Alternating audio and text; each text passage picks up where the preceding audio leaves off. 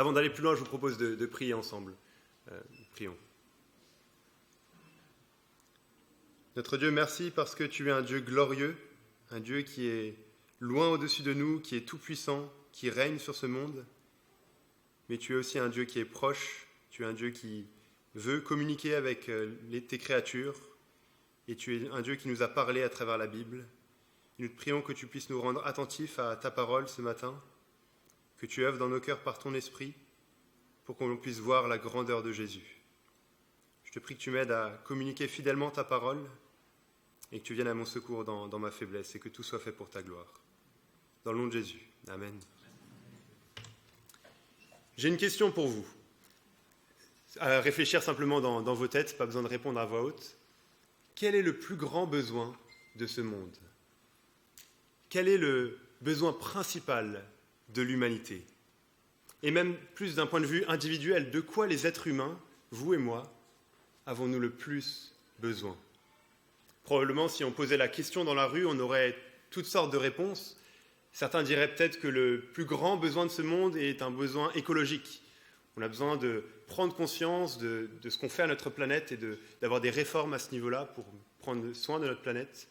D'autres diraient peut-être que le grand besoin de ce monde est politique. On a besoin d'avoir enfin des personnes qui vont gérer ce monde, gérer les États d'une manière qui soit juste, qui soit appropriée. D'autres diraient peut-être que le besoin de ce monde est spirituel, qu'il faut qu'on arrive chacun à un dépassement de soi qui nous permettra d'atteindre un certain niveau de spiritualité. Ou d'autres peut-être diraient que le plus grand besoin des individus, c'est simplement d'être heureux, peu importe le prix, de profiter de la vie. Ces réponses ont peut-être une part de vérité et ne sont pas mauvaises en soi, mais le texte qu'on va regarder ensemble aujourd'hui nous montre que ces réponses sont insuffisantes. Ces réponses passent à côté de quelque chose de fondamental. On va voir que l'homme a un besoin encore plus profond auquel Jésus seul peut répondre. Ce texte de l'évangile de Marc au chapitre 2 que je vous invite à avoir sous les yeux, à garder sous les yeux, c'est ce texte qu'on va regarder ce matin et tout ce que je vais dire sera basé sur ce texte. Donc Marc chapitre 2, les versets 1 à 12. Ce texte nous montre que le plus grand besoin de l'humanité concerne notre cœur. Et ce texte nous montre que le plus grand besoin de l'humanité, Jésus seul peut y répondre. Donc on va voir deux choses principales dans ce texte qui ressortent de ces versets. Premièrement, une surprise qui révèle notre plus grand besoin, Et ensuite, on verra une démonstration qui révèle qui Jésus est. Mais d'abord, une surprise qui révèle notre plus grand besoin. Il y a une grande surprise dans ce texte. Et peut-être si on est habitué on a écouté cette histoire à l'école du dimanche, on l'a déjà lu plusieurs fois, on peut ne pas voir la surprise qui se trouve en plein cœur de ce texte. On a Jésus qui enseigne dans une maison, et il n'y a pas juste quelques personnes assises dans un canapé, mais il y a un nombre incroyable de personnes. Il est même dit qu'il n'y a plus de place devant la porte au verset 2.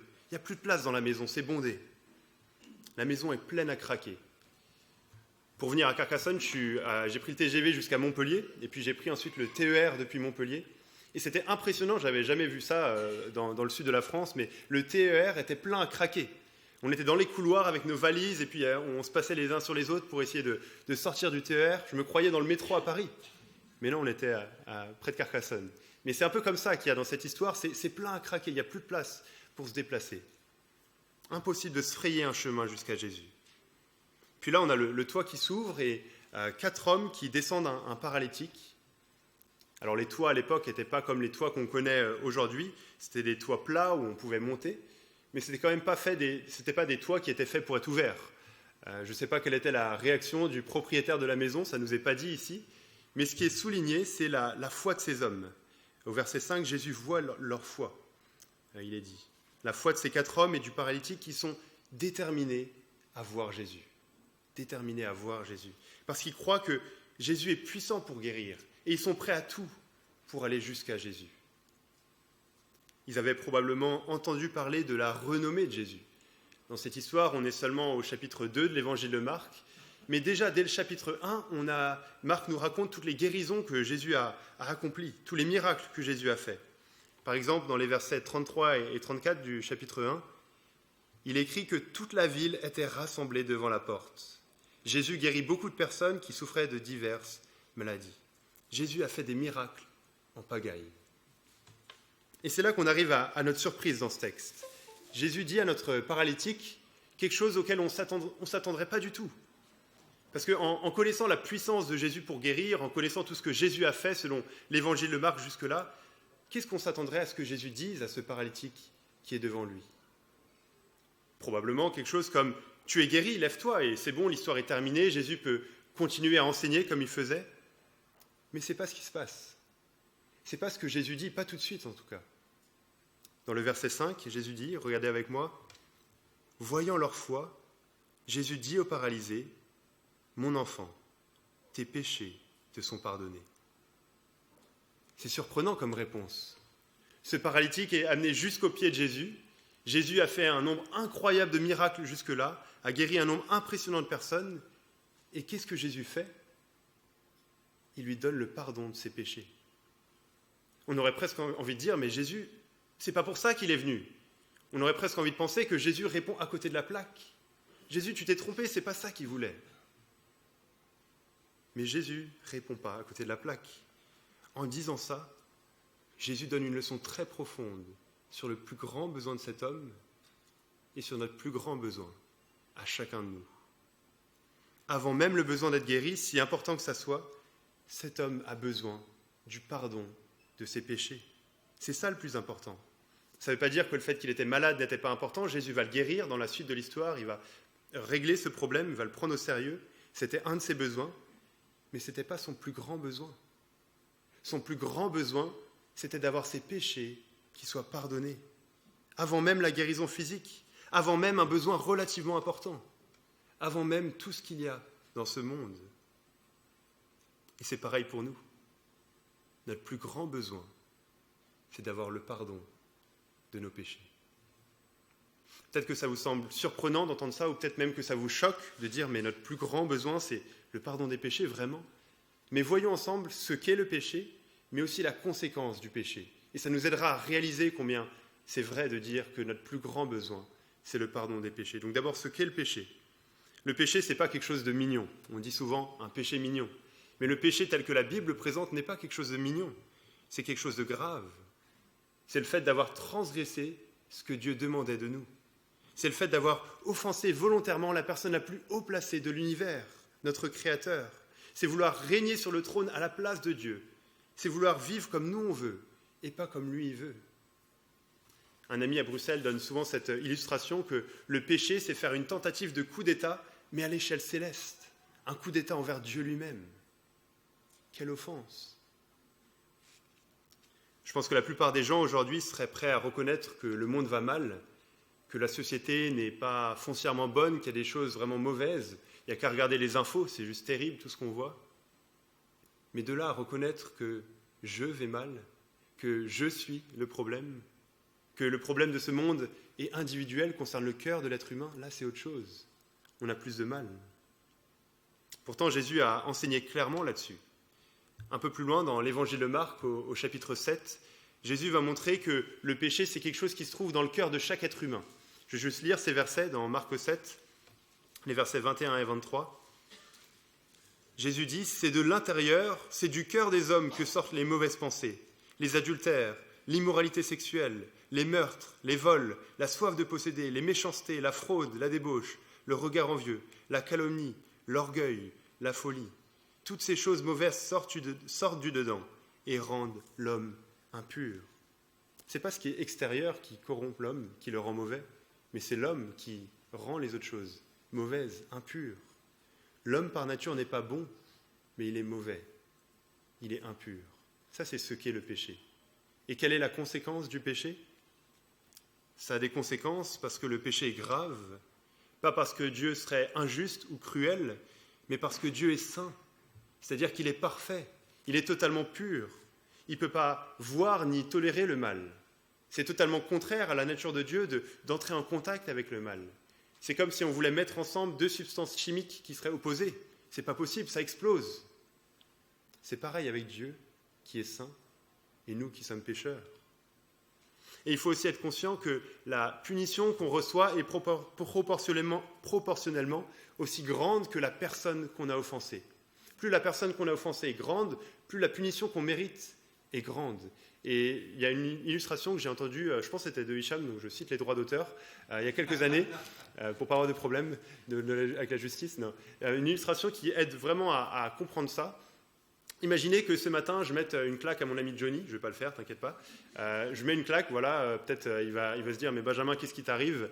Vous apprenez des choses bizarres en Belgique, mais ça va s'arrêter là. » Maintenant, imaginez que je fasse la même chose à quelqu'un dans la rue que je ne connais pas, je lui mets une claque. Là, peut-être, suivant la personne, suivant le gabarit, j'aurai peut-être plus de problèmes. Et maintenant, imaginez que je fasse toujours le même geste, mettre une claque, mais à un policier. Là, j'aurai plus de problèmes. Je vais peut-être aller en garde à vue ou avoir des problèmes avec la justice. Et maintenant, imaginez que je fasse toujours le même acte, donner une claque, mais au président de la République, Emmanuel Macron. Là, j'aurai de sérieux problèmes. Pourtant, c'est le même acte. Mais plus la personne qu'on offense est grande et haut placée, plus la punition qu'on mérite est élevée. Et alors, qu'est-ce qu'on mérite pour avoir offensé la personne la plus haut placée de l'univers ? Le Dieu qui nous a créés, le Dieu qui a créé l'univers, le Dieu qui règne, le Dieu qui est tout-puissant. Qu'est-ce qu'on mérite ? Une punition éternelle dont la Bible parle, un jugement de sa part qui est juste. Et la Bible parle d'un lieu éternel de souffrance qu'on appelle l'enfer. Voilà à quel point le péché est grave. Et voilà pourquoi le plus grand besoin de cet homme, avant même la guérison physique, c'est d'avoir ses péchés pardonnés, d'avoir ce problème qui est réglé. La guérison physique concerne la vie sur terre seulement, mais le problème du péché a des conséquences éternelles dans cette vie et dans celle qui vient après. Et voilà pourquoi notre plus grand besoin à chacun de nous, c'est aussi d'avoir nos péchés qui sont pardonnés. C'est ça qui compte le plus. Dans un sens, tout le reste dans ce monde n'a aucune valeur comparé à ça. Avant d'aller plus loin dans ce texte, j'aimerais juste tirer 4 applications de cette réalité, du fait que notre plus grand besoin, c'est le pardon de nos péchés. 4 applications pour nous à différents stades où on se trouve. La première application, ne soyons pas insatisfaits, mais réalisons que nous sommes comblés en Jésus. Vous savez, on vit dans un monde qui nous encourage à être insatisfaits. Chaque pub que l'on voit, c'est là pour créer un désir dans notre cœur. « Ah, j'ai besoin de ça. J'ai besoin d'un meilleur smartphone, d'une plus belle voiture, d'une plus grande maison, de nouveaux livres.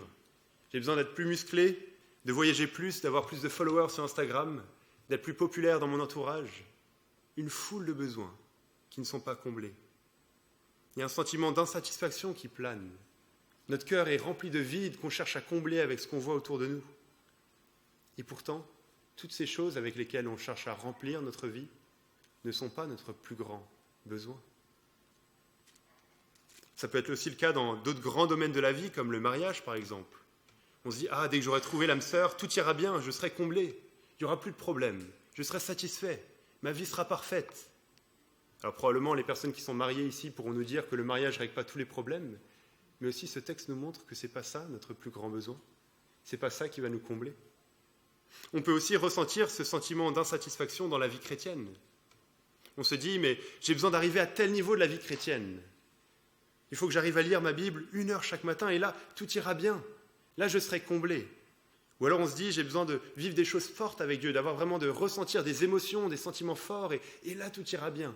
Là, je serai un chrétien satisfait. Là, je serai comblé. » Ou encore on se dit « Il faut que je sois comme telle personne qui est vraiment un chrétien consacré. Et quand je serai à ce stade, tous mes besoins seront comblés. »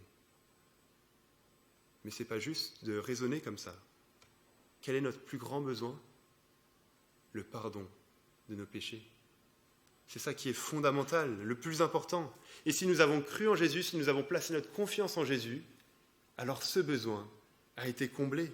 Nos péchés sont pardonnés. Nous sommes justes aux yeux de Dieu. Peu importe ce que nos sentiments nous disent, peu importe notre situation familiale, sociale, peu importe la foule de besoins qu'on ressent, nos péchés sont pardonnés. On est en règle avec Dieu pour l'éternité. On n'a rien besoin de plus. C'est le plus important. On est en sécurité sous le regard bienveillant de Dieu pour l'éternité. Deuxième application de cette réalité, soyons dans la joie malgré l'épreuve. Je ne connais pas votre vie, mais il se peut que vous soyez en train de passer par une période de souffrance. Et vous savez, croire en Jésus ne règle pas tous nos problèmes. On dit parfois « crois en Jésus et tout ira bien », mais pas forcément. Pas forcément.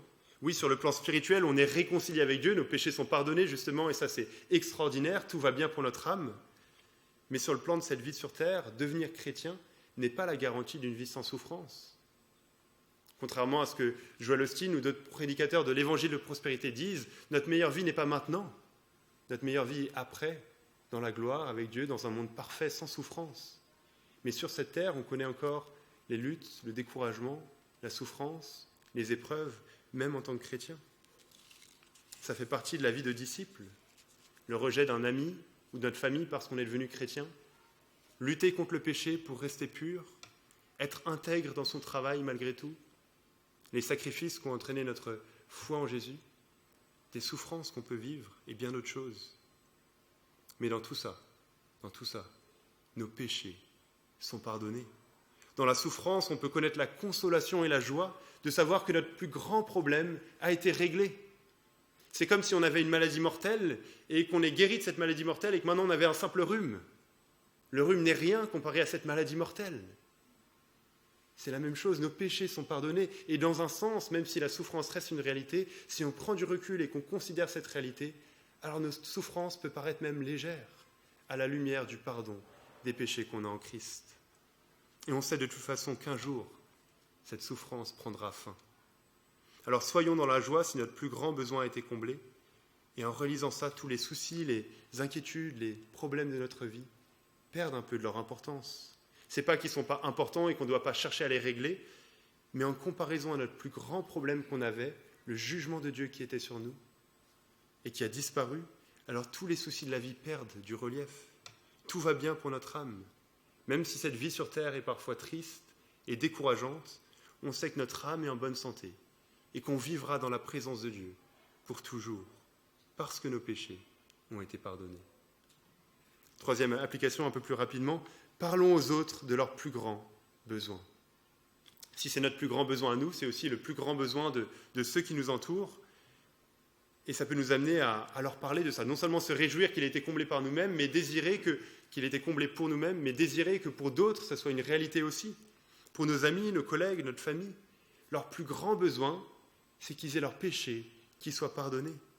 Ils ont besoin d'être en règle avec Dieu avant toute autre chose. Ça va nous pousser à leur parler de ce Sauveur dont ils ont tant besoin, nous pousser à leur parler de l'Évangile, et pas simplement se contenter d'un discours religieux ou vague à propos de Dieu, mais parler du cœur de l'Évangile, de la croix, du besoin de salut qu'ils ont. C'est difficile d'aborder ce genre de sujet avec nos amis, nos collègues, notre famille, mais c'est important. Souvenons-nous de ce qu'est le péché et de ce qu'est la conséquence du péché. C'est un sujet crucial, plus important que tout le reste pour eux. Alors soyons intentionnels, courageux et saisissons les occasions qui sont face à nous. Et enfin, avant de passer à la suite, quatrième application de cette réalité, peut-être que ce besoin est encore votre plus grand besoin. Peut-être que vous venez dans cette église pour la première fois, vous découvrez tout, vous entendez parler de pardon des péchés et tout ça est nouveau pour vous. Ou alors vous venez depuis longtemps pour accompagner un ami ou un membre de votre famille, mais vous vous dites assez étranger à ce message. Si c'est votre cas, permettez-moi de vous dire, en me basant sur ce qu'on voit dans la Bible ce matin, si ce besoin n'a pas été comblé pour vous, alors c'est ça le plus important. C'est ça la priorité.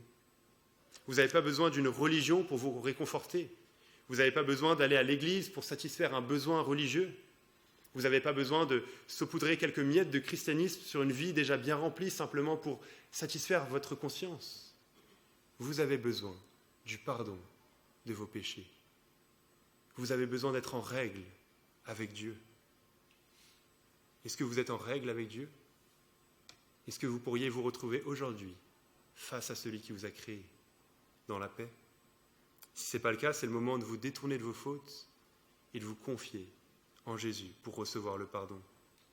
Parce que, comme on l'a vu, Dieu ne peut pas tolérer le moindre mal, pas parce qu'il est cruel, mais parce qu'il est juste. Et si on se présente devant Dieu dans l'état dans lequel on est par nature, alors il n'y a aucun espoir pour nous. On est perdu. Parce qu'on va se présenter avec notre casier judiciaire qui est rempli des choses qu'on a faites, avec notre justice qui est souillée. Mais en croyant en Jésus, on peut se présenter devant Dieu avec confiance. Pas avec notre propre justice, mais avec la justice de Jésus qui est mise sur notre compte, avec son casier judiciaire qui est entièrement vide, avec l'assurance qu'il a payée pour chacune de nos fautes. La solution, c'est donc pas d'adopter un comportement religieux, mais de tomber à genoux devant le Dieu juste et saint qu'on a offensé, pour implorer son pardon. Et je vous encourage à ne pas quitter cette salle ce matin avant d'avoir réglé cette situation face à Dieu. Une surprise qui révèle notre plus grand besoin. Mais l'histoire ne s'arrête pas à cette parole de Jésus, et on va voir la suite un peu plus courtement, un peu plus rapidement. La suite montre aussi une démonstration qui révèle qui Jésus est. Une démonstration qui révèle qui Jésus est. Parce que non seulement ce que Jésus dit au paralytique nous surprend, le fait qu'il lui dise « tes péchés sont pardonnés », mais ça a aussi choqué les spécialistes de la loi qui étaient présents. Regardez les versets 6 et 7. Juste après que Jésus ait parlé au paralytique, il y avait là quelques spécialistes de la loi qui étaient assis et qui se disaient en eux-mêmes « Pourquoi cet homme parle-t-il ainsi ? Il blasphème. Qui peut pardonner les péchés si ce n'est Dieu seul ?» C'est vrai que si Jésus n'est pas Dieu, alors ce qu'il dit est un blasphème. Parce que seulement Dieu peut pardonner les péchés. Parce que le péché, quel qu'il soit, est avant tout une offense contre Dieu. Bien sûr que quand on ment, on est en train d'offenser notre prochain, ou que quand on a de la médisance envers quelqu'un, on est en train de ne pas l'aimer comme on devrait l'aimer. Mais le péché, quel qu'il soit, est avant tout une offense contre Dieu, une transgression de la loi divine, une grave atteinte envers la sainteté de Dieu. Dans chaque péché qu'on commet, on n'est pas en train d'aimer Dieu de tout notre cœur, de toute notre force, de toute notre pensée, comme on devrait le faire. On est en train de dire à Dieu, non, je veux vivre comme moi je veux. Si j'ai décidé que je fais quelque chose, c'est moi qui le fais. C'est ce qu'on fait quand on pêche. Et puisque le péché est une offense contre Dieu, alors seulement lui peut le pardonner. Mais Jésus va faire une démonstration remarquable pour montrer qu'il a l'autorité de pardonner les péchés. Il pose une question, regardez avec moi le verset 9. Il demande, qu'est-ce qui est le plus facile à dire au paralysé ? Tes péchés sont pardonnés ? Ou lève-toi, prends ton brancard et marche. C'est une bonne question. On pourrait dire le plus facile à faire, ni l'un ni l'autre. Les deux sont impossibles pour un être humain. Mais qu'est-ce qui est le plus facile à dire ? Dans un sens, c'est assez facile de dire tes péchés sont pardonnés. Personne ne peut vérifier. Ce n'est pas quelque chose qui se voit. Mais si on dit au paralytique lève-toi et marche, il faut vraiment qu'il se lève et qu'il marche, sinon on va voir qu'on est un gros menteur. Donc dans un sens, on pourrait dire le plus facile à dire, c'est tes péchés sont pardonnés. Donc dans un sens, c'est vrai, Jésus a dit ce qui était le plus facile à dire, mais pour montrer qu'il a le droit de dire ça, Jésus va faire ce qui est le plus difficile à faire. Pour montrer qu'il a le droit de dire tes péchés sont pardonnés, Jésus va dire au paralytique lève-toi et marche, et ce paralytique va se lever et marcher. Le verset 10. Afin que vous sachiez que le Fils de l'homme a sur la terre le pouvoir de pardonner les péchés, je te l'ordonne, dit-il au paralysé. Lève-toi, prends ton brancard et retourne chez toi. Aussitôt il se leva, prit son brancard et sortit devant tout le monde, de sorte qu'ils étaient tous très étonnés et célébraient la gloire de Dieu en disant « Nous n'avons jamais rien vu de pareil ». Comme le dit un ami, Jésus fait ce que seul Dieu peut faire pour prouver qu'il a le droit de dire ce que seul Dieu peut dire. Il fait ce que seul Dieu peut faire, dire à un paralysé « Lève-toi et marche », et ce paralysé se lève et marche. Donc il a le droit de dire ce que seul Dieu peut dire « Tes péchés sont pardonnés », parce que Jésus est Dieu lui-même. Cette démonstration nous montre la vraie identité de Jésus. Ce n'est pas un simple homme, c'est bien plus que ça. Jésus est bien plus grand qu'on ne le pense. En fait, il y a plusieurs références claires à l'identité de Jésus dans ce texte, au fait qu'il est vraiment Dieu tout en étant vraiment homme. J'en cite 4 juste rapidement pour montrer ça. 4 choses dans ce texte qui montrent que Jésus est pleinement Dieu. D'abord, il a le pouvoir de guérir un paralysé juste avec sa parole. Les autres guérisons qu'on voit dans le livre des Actes, par exemple, sont faites au nom de quelqu'un d'autre, au nom de Jésus. Mais là, Jésus dit « Je te l'ordonne ». Il se base sur sa propre autorité parce qu'il est Dieu lui-même. Deuxièmement, cette démonstration montre que Jésus a le pouvoir de pardonner les péchés. Et seul Dieu peut faire ça. Seul Dieu peut dire à quelqu'un « Tes péchés sont pardonnés » parce que, comme on l'a vu, le péché est une offense contre Dieu. Troisièmement, on a un petit détail au verset 8 où on voit que il est dit que Jésus sut aussitôt dans son esprit qu'ils raisonnaient ainsi en eux-mêmes. Il connaît les pensées des spécialistes de la loi sans avoir besoin qu'ils s'expriment. Jésus connaît le cœur de l'homme parce que c'est lui qui l'a créé. Et quatrièmement, Jésus se désigne lui-même comme étant le Fils de l'homme. C'est une expression qui revient souvent dans les évangiles où Jésus parle de lui-même avec cette expression. Et elle renvoie à Daniel 7 où il est question d'un Fils de l'homme qui est Dieu lui-même. Donc on voit clairement dans ce texte que ce texte nous ouvre les yeux sur la vraie identité de Jésus. Ce n'est pas un simple homme, mais c'est Dieu lui-même venu sur terre. Je pense que la plupart des gens aujourd'hui seraient d'accord pour dire qu'un homme nommé Jésus a existé il y a quelques milliers d'années. Mais si on essayait de savoir un peu plus sur qui était ce Jésus, il y aurait beaucoup de confusion, je pense, dans les réponses. Certains le voient comme une simple légende. Oui, un homme nommé Jésus a peut-être existé, mais tout ce qu'on a dit autour de lui, ça c'était juste une belle histoire, trop belle pour être vraie. D'autres peut-être le voient comme un leader religieux, quelqu'un qui est venu apporter un nouveau moyen parmi tant d'autres d'accéder à Dieu. D'autres peut-être le voient comme un exemple de morale, quelqu'un qui est venu pour faire du bien et qu'on doit simplement imiter tant qu'on peut. D'autres le voient comme un prophète, quelqu'un qui a été envoyé par Dieu pour parler de sa part. Et chacun y va de sa théorie, mais on doit réaliser que la Bible le présente comme bien plus que tout ça. Jésus est bien plus grand qu'on ne le pense. Il est Dieu, c'est le Créateur et le Roi de cet univers. Et si on lit les évangiles, les récits de la vie de Jésus, si on les lit sérieusement, c'est la seule conclusion à laquelle on peut arriver. Il n'y a pas 36 000 options à propos de l'identité de Jésus. Je ne sais pas si vous avez déjà entendu parler de C.S. Lewis, il est assez connu, c'est un athée qui est devenu chrétien, qui était professeur à l'université de Cambridge. Et il a écrit un texte célèbre pour montrer, que je vais citer dans un instant, pour montrer qu'il n'y a pas 36 000 options à propos de Jésus. On ne peut pas dire que Jésus est simplement un enseignant de morale. C'est soit il est Dieu comme il a dit être, et on doit l'écouter, soit c'est un fou et un menteur. Mais on ne peut pas se mettre entre les deux. Il écrit ceci. « J'essaye ici d'empêcher quiconque de dire cette chose insensée que les gens disent souvent de lui. Je suis prêt à accepter Jésus comme un grand maître de morale, mais je n'accepte pas sa prétention d'être Dieu. Il ne faut pas dire cela. Un homme qui ne serait qu'un simple homme et qui tiendrait le genre de propos que Jésus a tenus ne serait pas un grand maître de morale. Ou bien ce serait un fou, au même titre que l'homme qui se prend pour un œuf poché, ou alors ce serait le diable de l'enfer. Vous devez choisir. Ou bien cet homme était et est le Fils de Dieu, ou bien c'est un fou, si ce n'est pire. Nous pouvons ne pas l'écouter en disant qu'il est fou. Nous pouvons cracher sur lui et le tuer comme un démon, ou nous pouvons tomber à ses pieds et l'appeler Seigneur et Dieu. Mais n'allons pas suggérer quelque non-sens protecteur sur le grand maître humain qu'il est. Il ne nous en a pas laissé libres et n'en avait nullement l'intention. » Voilà ce qu'il écrit. Il n'y a pas 36 000 solutions. Soit Jésus est Dieu, comme il l'a dit être, et ça a des conséquences, soit on le rejette totalement.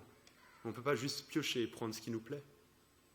Dans le texte qu'on a lu, Jésus déclare qu'il a l'autorité de pardonner les péchés, de faire ce que seul Dieu peut faire.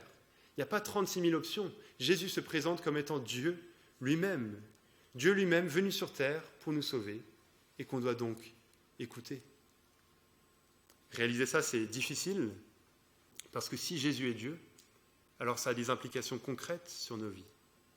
Je pense que beaucoup autour de nous se limitent à voir Jésus simplement comme un enseignant de morale dont on peut piocher les enseignements simplement parce qu'ils ne sont pas prêts à écouter vraiment ce que Jésus dit, simplement parce qu'ils ne veulent pas suivre ce que Jésus dit, parce qu'ils ne sont pas prêts à lui obéir. Jésus a dit des choses qui sont importantes concernant le péché, le jugement, l'appel à le suivre. Comme j'ai dit, je viens de Belgique et ça me fait plaisir de venir à Carcassonne pour voir un peu à quoi ressemble le soleil chaque année. En Belgique, j'ai eu l'occasion de rencontrer un étudiant qui était athée, on va l'appeler Arnaud. Et je l'ai rencontré dans la rue et puis on s'est mis à lire l'évangile de Marc ensemble. Et avant d'étudier ce passage de Marc 2, je lui ai posé une question, je lui ai demandé, parce que pour lui, Jésus était simplement un enseignant de morale, quelqu'un qui avait existé mais dont on pouvait piocher les enseignements. Je lui ai dit, mais si Jésus est vraiment Dieu comme il a dit être, alors qu'est-ce que ça change ?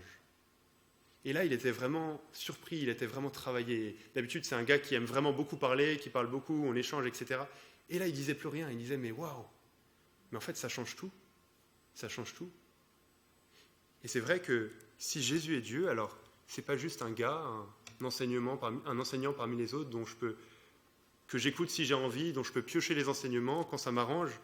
Ce n'est pas non plus un gars dont je vais filtrer les paroles pour retenir ce qui me semble raisonnable ou sage ou sensé. Non, si Jésus est vraiment Dieu, alors je dois m'y soumettre, je dois lui obéir, je dois croire à ce qu'il a dit. Si Jésus est vraiment Dieu, tout ce qu'il a enseigné est vrai concernant ce monde, concernant ma vie, concernant mon cœur, concernant mon besoin de pardon. Si Jésus est Dieu, ça a des conséquences pratiques sur notre vie. Si Jésus est Dieu, la seule réaction appropriée, c'est la repentance et la foi. Se détourner de ses fautes et se confier en lui. Dire pardon de t'avoir offensé et je crois en toi. Je veux te suivre. Tu en es le seul digne. Et on voit dans ce texte qu'effectivement, Jésus est Dieu et donc que c'est à lui qu'on doit aller pour trouver le pardon. Et si le pardon est possible quand on croit en Jésus, c'est pas parce que Dieu fermerait les yeux sur le mal, comme pour mettre la poussière sous le tapis. Si on y pense, c'est pas normal que le péché soit pardonné. Normalement, le péché doit être jugé, doit être condamné. Le péché appelle une punition, un jugement contre celui qui a commis ce péché. Mais si ce pardon est possible, c'est parce que ce jugement est tombé sur Jésus. Jésus n'est pas simplement venu sur terre pour guérir des malades et donner des bons enseignements. Jésus n'est pas simplement venu sur terre pour qu'on puisse raconter de belles histoires aux enfants avant qu'ils dorment. Jésus n'est pas simplement venu sur terre pour nous montrer un exemple d'amour envers les gens. Mais Jésus est venu afin que quiconque croit en lui ne périsse pas, mais qu'il ait la vie éternelle. Jésus est venu pour mourir à notre place, pour payer lui-même pour les péchés, les crimes qu'on a commis. C'est pour ça qu'il peut pardonner les péchés.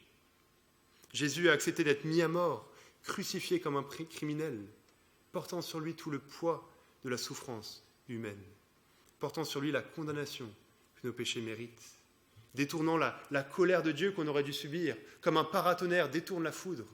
Cette colère est tombée sur Jésus. Jésus prend le jugement à notre place sur la croix. Il est jugé pour qu'en croyant en lui, on ne soit pas jugé. Il porte tout le poids du péché, de sorte qu'en plaçant notre confiance en lui, on peut être pardonné. Quelle grâce! Quelle grâce! Alors, quel est le plus grand besoin de ce monde? Et qui peut combler ce besoin? Bien, regardons à Jésus et voyons que Jésus seul peut répondre au plus grand besoin qui nous concerne tous, le pardon des péchés. En regardant à Jésus, on verra que en lui, Dieu répond à notre plus grand besoin. Et je voudrais juste lire une autre citation d'un auteur chrétien, Carson, qui montre bien cela, que notre plus grand besoin se trouve en Jésus. Il dit « Si Dieu s'était aperçu que notre plus grand besoin était économique, il aurait envoyé un économiste. S'il s'était aperçu que notre plus grand besoin était le divertissement, il nous aurait envoyé un humoriste ou un artiste. Si Dieu s'était aperçu que notre plus grand besoin était la stabilité politique, il nous aurait envoyé un politicien. S'il s'était aperçu que notre plus grand besoin était la santé, il nous aurait envoyé un médecin. Mais il s'est aperçu que notre plus grand besoin avait à faire avec notre péché, notre éloignement de lui, notre rébellion profonde, et il nous envoya un sauveur. Jésus est celui qui peut répondre à notre plus grand besoin. C'est ce que ce texte de l'évangile de Marc nous montre. Jésus répond au besoin le plus profond de notre âme. Et si c'est un besoin qui n'a pas encore été comblé pour vous, je vous supplie de ne pas laisser ça de côté, de ne pas partir en oubliant ce que vous avez entendu, mais de vous y intéresser sérieusement. On vous encourage à prendre un évangile au fond de cette salle sur la table de littérature, peut-être l'évangile de Marc, pour creuser plus qui est Jésus, pourquoi il est venu sur terre, ou de parler à quelqu'un de l'Église après cette rencontre pour poser vos questions. Mais ne mettez pas cette question de côté. Elle est si importante, si cruciale. Et si ce besoin de pardon a déjà été comblé pour vous, si vous avez déjà placé votre confiance en Jésus, si vous êtes chrétien, alors n'oubliez pas combien c'est réjouissant que nos péchés soient pardonnés. N'oubliez pas combien ce pardon que vous avez reçu de Dieu est merveilleux. Et j'aimerais juste terminer avec une petite histoire pour marquer cela dans nos mémoires. C'est une histoire qu'on m'a racontée il y a quelques années, qui se passe à l'époque d'un roi, bien sûr fictive. Il y avait un homme qui était un simple mendiant. C'était vraiment un mendiant, il était dans la rue, il n'avait rien pour lui-même à part des habits sales et tout déchiré. Et un jour, le roi de ce pays décide d'adopter ce mendiant comme son fils. Le mendiant n'en est plus un. Il est un enfant du roi. Et il vit avec tous les privilèges qui vont avec le fait d'être fils du roi. Il a à manger, il a des beaux habits, il vit dans le château, le palais du roi. Et puis plusieurs années vont passer et cet homme va s'habituer à tous ces privilèges et on ne pourrait plus dire qu'il était un mendiant, on le voit comme un fils du roi, avec tous les privilèges qui vont avec. Mais cet homme, il gardait chez lui toujours une boîte, un coffre qu'il gardait fermé. Il ouvrait de temps en temps, mais c'était fermé et personne ne savait ce qu'il y avait dedans. Et ça intriguait les gens. Et un jour, quelqu'un lui a demandé, mais qu'est-ce que tu gardes dans ce coffre? Et cet homme a dit, ce sont mes habits de quand j'étais mendiant. C'est pour ne jamais oublier qui j'étais et la reconnaissance que je dois au roi pour ce qu'il a fait. Jamais oublier qui j'étais et la reconnaissance que je dois au roi pour ce qu'il a fait. Et c'est la même chose pour nous en tant que chrétiens. N'oublions jamais qui nous étions et la reconnaissance qu'on doit à Dieu pour ce qu'il a fait. Nos péchés sont pardonnés. Notre plus grand besoin a été comblé. Tout va bien pour notre âme. Nous n'avons rien besoin de plus. Prions ensemble pour terminer.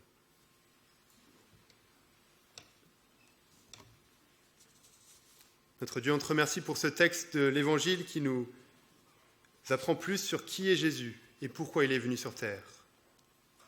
Nous te remercions parce qu'en Jésus, tu as comblé notre plus grand besoin. Nous demandons pardon pour toutes les fois où nous oublions cela et où nous vivons en ressentant une foule de désirs ou de besoins, en étant insatisfaits. Et nous te prions que tu puisses nous ouvrir les yeux jour après jour sur la glorieuse réalité de l'Évangile pour réaliser qu'en Jésus, nous avons tout ce qu'il nous faut. Nous prions s'il y a des personnes dans cette salle qui n'ont pas encore connu ce pardon des péchés, qu'elles ne puissent pas partir sans régler ce problème, mais qu'elles puissent réaliser que ce problème trouve sa solution en Jésus. Nous prions tout cela dans le nom de Jésus et pour sa gloire. Amen.